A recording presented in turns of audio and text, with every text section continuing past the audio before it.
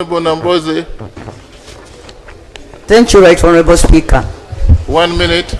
Right Honorable Speaker, I stand here first of all to congratulate Honorable Nabanjja, who has just been approved by this House.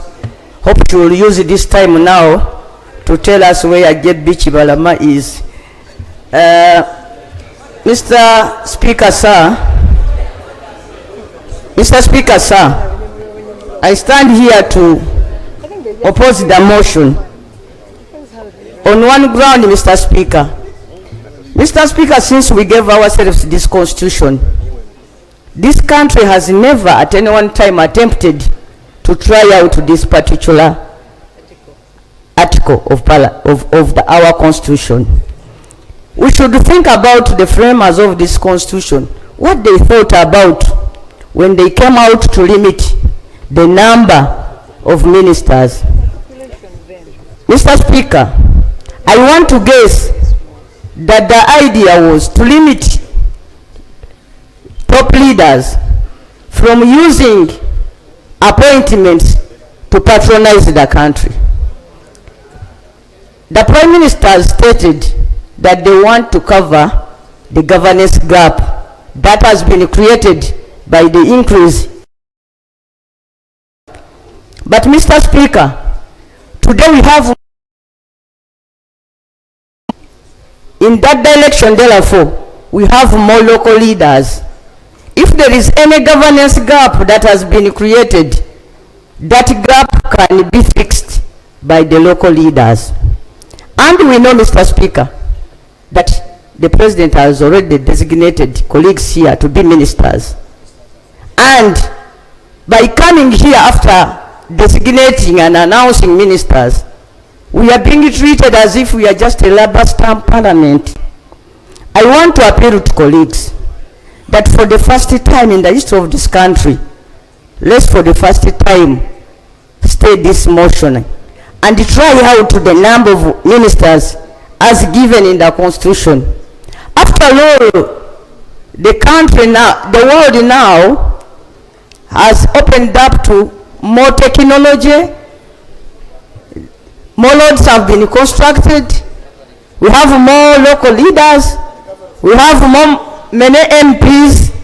And Mr. Speaker, there is no reason now we could think that each and every subject should be supervised by a minister. And if we are, by rationalization, we intended to curb having one department duplicating services. Here we have ministers for regions. What is more duplication than having a minister to serve just a region? That this is a minister for Uganda, this is a minister for Busoga, Mr. Speaker. Your information is this way. Would you want to take? Only to emphasize that, Mr. Speaker, you know, by saying this, I'm representing you because I'm your MP. Thank you. Thank you, Honorable Speaker. Isn't that blackmail? Thank you, Honorable Speaker. My name was in the 11th Parliament. I was in the 10th Parliament. But in the 11th Parliament, Right Honorable Speaker, the Prime Minister came here and convinced the House about a government program on rationalization, and we went through a rigorous process of rationalizing so many agencies. And the Prime Minister convinced the country that it is the right way to go, that the Cabinet agreed and the President agreed that they needed to cut down on expenditure, and because of the large numbers of government agencies. Right Honorable Speaker, among the things we expected. Procedural question? The procedural issue? Yeah, I'm coming, Right Honorable Speaker. Kindly allow. Right Honorable Speaker, We are here. The same Prime Minister who would have moved within the Constitution, because the Constitution gives a number 21. In the wisdom of rationalization, the same Prime Minister cannot come to this House, Right Honorable Speaker, trying to vary, to increase any variation, Right Honorable Speaker. If rationalization, the objectives of rationalization were to be achieved, any variation should be that probably this time round the Prime Minister is before this House to cut down on the number of ministers as were presented in the previous Parliament.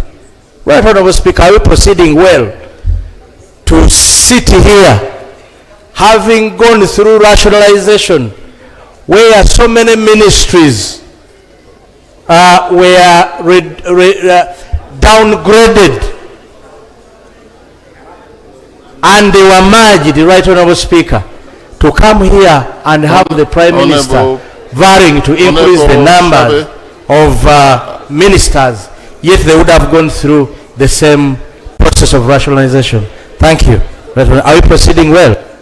Honorable Prime Minister, are there ministries who are merged or downgraded? Can you be on record? And you are coming back here to reactivate them? Thank you so much, Right Honorable Speaker and members. Honorable members, the number of ministers and the ministers of state that have been carrying out duties is the same number we have brought. We have not changed what we... Yes, we have not. Rationalization was because we were having ambiguous, I want to remember, and duplication of work. I want you to remember UNRWA was doing the same work and the Ministry of Works. So we are here to present the same number we had in the last Parliament. Honorable Paul Mwiro, you are the last on this matter because, yeah. Thank you, Right Honorable Speaker. Right Honorable Speaker, I rise to oppose the motion basing on Article 113 and 114.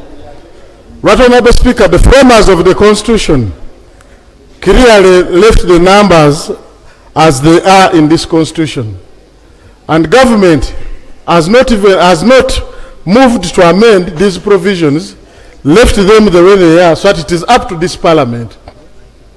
Meaning that it is this Parliament who knows that this country is recovering from the effects of COVID. When you look at the tax collection in this country, and you look at the cost under governance, it is important that we as leaders, we know that these ministers are policy makers, and actually when we reduce the number, it is in their interest that we are finding more money for subsidy delivery. I've looked at one of the ministers looking at me, Honorable Speaker, I seek for your protection, and one of the appointed ministers. In front of you, save for the two Vice President and Prime Minister. I can't say any minister. Honorable Speaker, it is about the cost. We are saying we have tried all along. We have been coming here and getting this resolution for today. Let us maintain the numbers as they are in the Constitution, and we see how it works out. So that next time, if it does not work, we shall base on that to do that adjustment. I thank you. Somebody, I heard somebody saying, when is next time? Yes, Honorable.